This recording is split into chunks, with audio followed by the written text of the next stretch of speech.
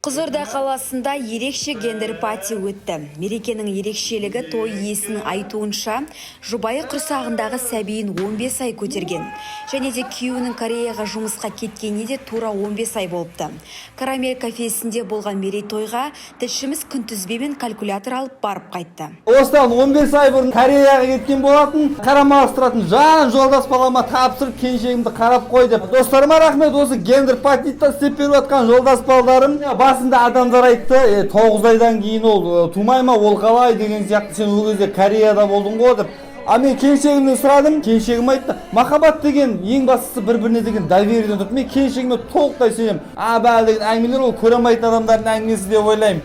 Осы балам қуанышына ортақпыз. Өзіміздің Тасбөгеттің кіреберісінде карамельде істеп жатыр, банкетный залында. Өзімнің баламдай қараймын ғой негізінде. Сол айтатыным, көршім ғой, жақсы көршім, досым өзімнің. Бұғыбек Ақымақов, Сенімгүл Лапшаева, Пирос телеканалы.